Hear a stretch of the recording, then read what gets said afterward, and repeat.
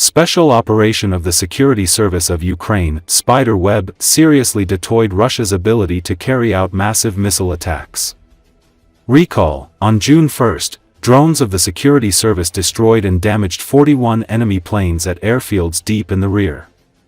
This is about 34% of Russia's strategic aviation. During the special operation, drone strikes were carried out on 4 Russian military airfields, Olenya, Ivanovo, Dyagilevo, and Belaya. The strategic aviation of the aggressor state, which regularly shells peaceful Ukrainian cities, was based there. The estimated value of the equipment damaged as a result of the Security Service's special operation, Web, exceeds $7 billion. Total losses of enemy aircraft amount to 41 units, including A-50, Tu-95, Tu-22, Tu-160, as well as an Il-12 and Il-78 aircraft. As a result, the intensity of shelling fell almost twice. If in April and May, Russia launched an average of 33 missiles in one strike, then in June-July, only 19. This is a drop of 42%. After the spider web, the enemy was forced to redeploy and hide the surviving planes at distant airfields, which complicated the logistics of their use. Some of the strategic bombers require long-term repair. So, thanks to the Security Service of Ukraine, Russia can no longer attack on such a large scale as before. And every flight of its strategic aviation even more depletes the limited resource of aircraft. Recall, after Operation Spider Web, Russia began to develop the production capacity of the aircraft plant in Kherson. It can build Tu-95MS and Tu-160 strategic bombers, as well as Tu-22M3 long-range aircraft. According to Finnish publication IL, satellite images show that the Russians have built several new hangars at the aircraft plant in Kherson, which are scheduled to be put into operation by the end of 2026.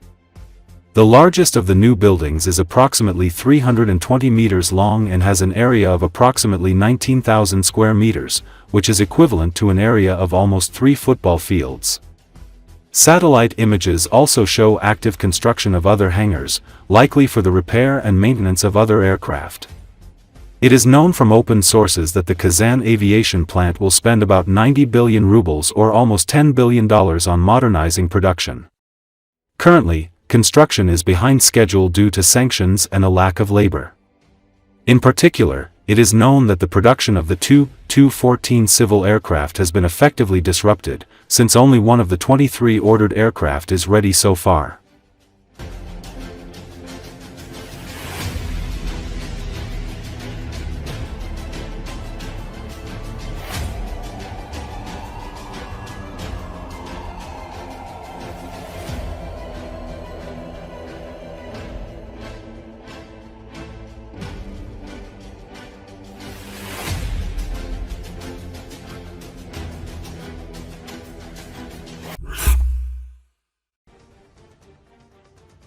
Russia's tactics of infiltrating small infantry groups behind Ukrainian defensive positions are increasingly worrying military analysts, The Times reports. The authors of the publication describe the evolution of Russian tactics at the front. Instead of massive meat assaults and attempts to forcefully push through the Ukrainian defense, the Russian command now uses its soldiers as bait to reveal the positions of the Ukrainian defense. Since the early days of the war, the fighting has been portrayed as a contest between the cunning of the Ukrainian army and the raw, brute force of Russia. But evidence from the battlefield and recent gains by Moscow's forces suggests that this view is increasingly outdated, the publication says. Rob Lee, a former U.S. Marine who lives in Kiev and analyzes the war for the U.S.-based Foreign Policy Research Institute, worries that Russia is not only maintaining a numerical advantage but also innovating. He worries about the prospect that the Russians could overtake the Ukrainians in technology and tactics, and that Ukraine would lose the qualitative advantage it has relied on all along. Russia's territorial gains, especially in July, were quite significant and greater than in previous months. The Russians advanced 10 to 12 kilometers in several directions.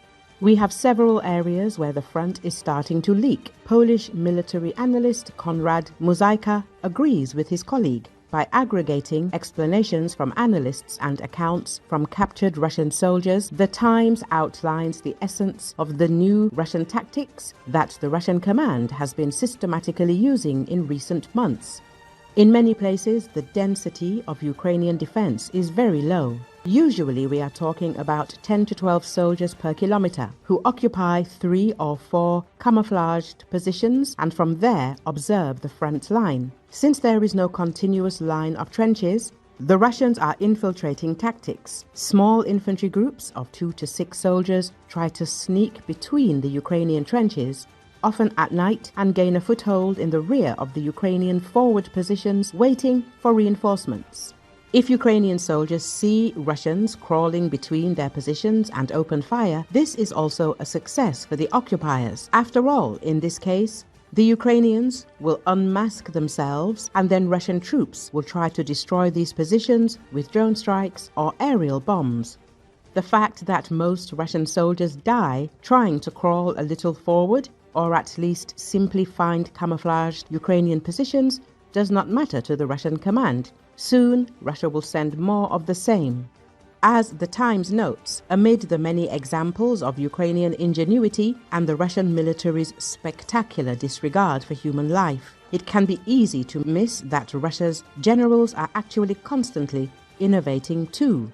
For example, near Pokrovsk, the Russians are quite actively using drones to provide everything they need to those of their soldiers who were able to crawl into the Ukrainian rear and cannot receive food and ammunition through regular army logistics. And all this against the backdrop of the fact that the huge losses of manpower have virtually no significance for the Russians. As The Times writes, Russia steadily recruits about 30,000 new recruits into the army every month, while Ukraine barely reaches a third of this figure.